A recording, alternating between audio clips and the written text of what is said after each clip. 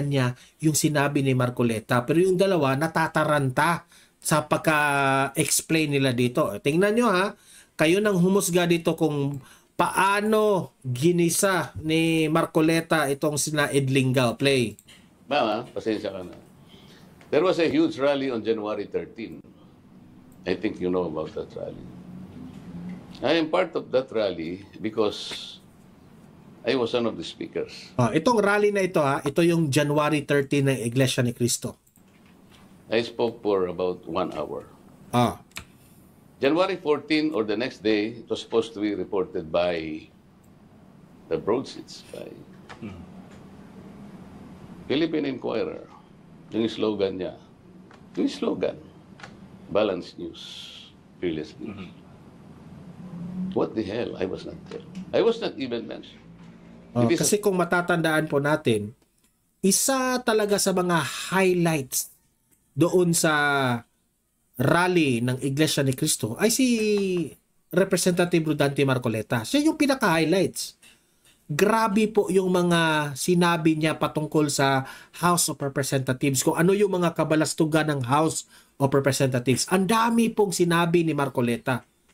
Pero itong mga media na ito, ni isang pangalan ni Marcoleta hindi ninyo marinig. Alam niya na. Kasi may mga dilawista at mga loyalista dyan na pumapanig Pinopolitika na naman 'Di ba? So nakakahiya. Kaya nga harap-harapang binutata itong harap-harapang binatikos ni Marcoleta sa mukha ni Edlingao. If I did not exist. There were 3 reporters who wrote that report. Andun ang pangalan because I kept the particular publication. With all due respect, ma'am. Philippine Star. What was the slogan? Truth shall prevail. And there were 8 reporters who reported that particular incident. 8. So 8 plus 3, 11 reporters. 11 reporters. Pero parang wala si Marcoleta doon. 8 plus 3 equals 11. 11 reporters ang nakatutok sa mga media doon. Pero ni isa sa kanila, hindi man lang binanggit si Marcoleta. Nobody saw me in the rally. Nobody heard me. Baka bulag na sila. Marcoleta. Baka may binalita kasi Marcoleta na yung 11 na reporters bulag na raw. Kaya bulag sila kaya hindi kanila nakita. Grabing media ito Grabing media ano ba? Binabayaran ba kayo? Why? It is as if I did not exist. The Senate President who was not there, na nagbigay lang. Si Chis Escudero, pumunta rin doon sa rally ng iglesia. Hindi siya pumunta.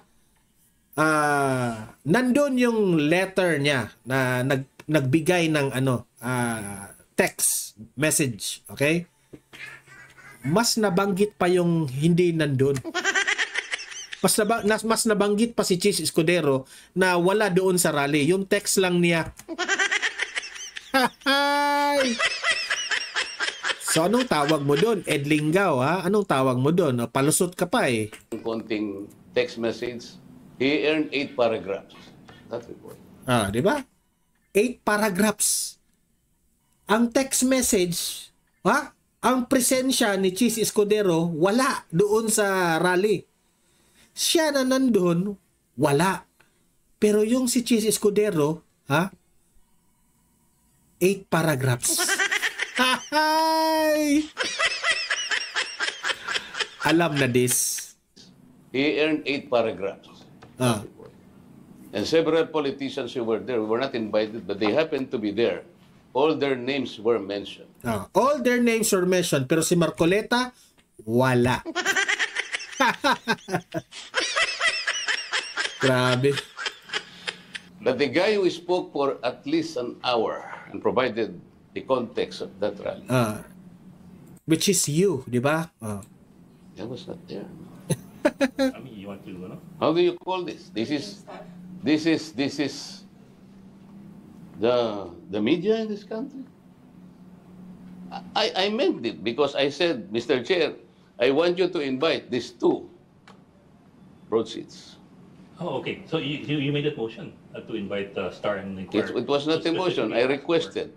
Kasi hindi raw ako pwedeng mag-motion because I am not even a part.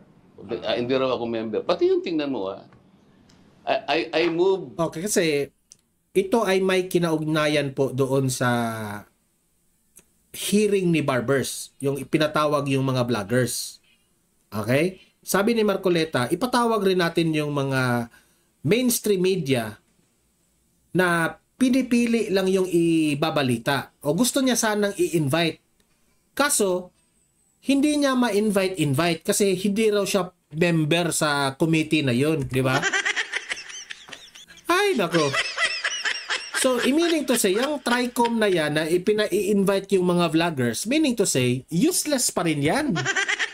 Kasi hindi naman lahat matatawag. Hindi lang vloggers ang merong mga fake news. Pati rin mainstream media. Ang mainstream media rin bias. Dapat ipatawag sila. I moved to cite in contempt yung isang vlogger na pinagsabi na nag-vlog siya. Sabi ko, may I ask you, sir, meron kang vlog dito, ikaw pala ay abogado at sinasabi mo ngayon, you're even teaching in the Ateneo Law School. Ito po yung vlog mo. Huwag kayong maniwala sa pakulo at panlilin lang ni Marcoleta. Will you please tell me, sir, your basis ng aking panlilin lang? He wasn't able to say any. Ikaw ka ako ang manlilin lang. Yung iba kaya hindi ako nagagalit. There are some basis, maring nagkamali siya ng pag-interpret. Pinapatawad ko siya doon. Like yung isa, nakita niya yung billboard namin, dalawa ni Pastor Kibuloy. Napagkamalan niyang akong gumawa, ma'am. Ano sabi niya sa vlog niya?